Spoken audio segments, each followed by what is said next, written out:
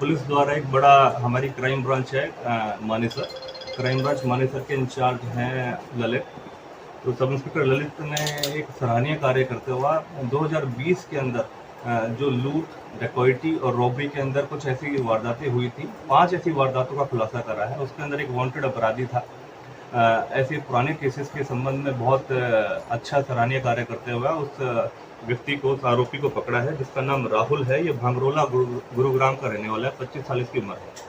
तो 2020 के अंदर इसने अपने कुछ साथियों के साथ मिलकर लगभग ऐसे 5 वारदातों को अंजाम दिया था, जिसमें अंडर सेक्शन 379B, 392, 394, 396, 97 इस तरीके की वारदातें हैं।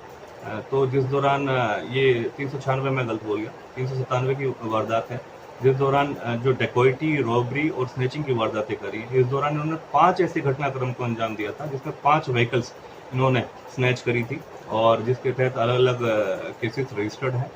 ये जो मानेसर जोन के अंदर केएमपी एक्सप्रेसवे है और जो केएमपी का द्वारका एक्सप्रेसवे वगैरह जो बना हुआ है, इस एरिया के आसपास मोस्टली ये अपनी घटनाक्रम को अंजाम देते थे अपने साथियों के साथ मिलकर। तो इसका जो खुलासा करा गया है, ये हमारी क्राइम ब्रांच मानेसर की टीम द्वारा इसकी गहनता से जांच करी गई। इसको फिर ट्रैक करा गया। ये 2 महीने पहले ही जेल से बाहर आया है। तो उस संबंध में गहनता से अब फर्दर जांच करी जाएगी और आगे कार्रवाई करी जाएगी। कितने साथियों के साथ मिलकर करता था? लगभग ये 5 से 6 ऐसे और आरोपी हैं हमारे जो इसके साथ संलिप्त हैं और कुछ लोग अभी ऑलरेडी कस्टडी के अंदर हैं, कुछ अन्य मामलों के अंदर। उनको भी प्रोटेक्शन वारंट पे लेके पुलिस शामिल जांच करेगी। और क्योंकि ये भी अभी ये जेल से 2 महीने पहले छूट के आया है, तो ये ऑलरेडी पहले एक व्हीकल स्नैचिंग के संबंध में ऑलरेडी जेल में था ये। और जब इसकी गहनता से और जांच करेगी और जब पूछताछ करा गया इंटरोगेशन के दौरान, तो ये पता चला कि 2020 के अंदर ऐसी 5 वारदातों का अंजाम दे रखा है। तो वो 5 व्हीकल्स का हमने निशानदेही करवाया है, घटनाक्रम का निशानदेही करवाया गया है और उनको भी अब ट्रैक कर रहे हैं।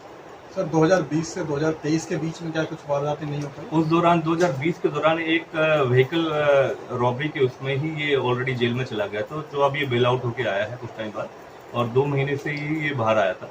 तो उस दौरान जब हमने इसका संज्ञान लिया और इसकी जानकारी हासिल करनी शुरू करी, तो 2020 के बहुत सराहनीय कार्य करता हुआ हमारी जो क्राइम ब्रांच है गुड़गांव पुलिस द्वारा बहुत सराहनीय कार्य करते हुए उन वारदातों को खोला गया है, ट्रैक करा गया, ट्रेस करा गया और संबंधित जो व्हीकल्स हैं वो अब रिकॉर्ड कर रहे हैं। सर बरामदी क्या क्या हुई?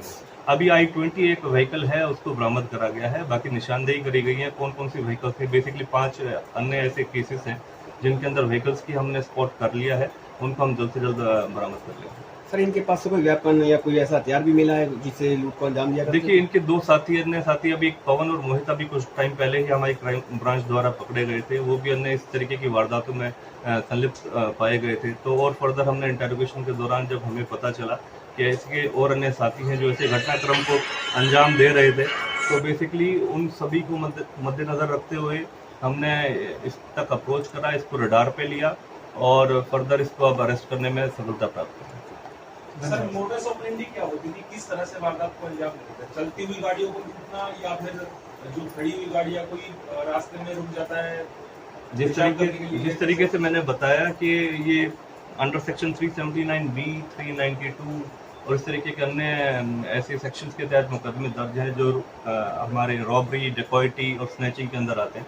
तो उस दौरान जिस भी प्रकार से ये जो आउटर पेरिफेरी का एरिया है गुड़गांव का, जहाँ पर बेसिकली कैमरों की पहुंच नहीं है, जहाँ पर कोई ऐसी वारदात को हम चेक नहीं कर सकते, उसमें चेक एंड बैलेंस की सिचुएशंस नहीं है, उन जगहों को ये स्पॉट करते थे। और वहाँ पर कोई अगर आदमी व्हीकल रोक के खड़ा हुआ है, किसी का इंतजार कर रहा है, तो उस तरीके की घटनाक्रम उन लोगों को ये हथियार के बल पर ऐसी घटनाक्रम को अंजाम दिया करते थे। सबसे ज्यादा कहाँ पर इन्होंने लूटपाट, डकैती या स्नैचिंग की है? ये मोस्टली हमारे जो रूरल टच का एरिया है गुड़गांव का, मानेसर जोन के अंदर, जिस तरीके से आपको कहें कि भाई खेड़की दोला का एक्सटेंशन एरिया हो गया हमारा, या फिर हमारा केएमपी का एक्सप्रेसवे हो गया और द्वारका एक्सप्रेसवे हो गया, जो आउटर एरियाज हैं, उस दौरान उस जगहों को वो स्पॉट करते थे और वहाँ पर ये घटनाक्रम को अंजाम देते थे। धन्यवाद।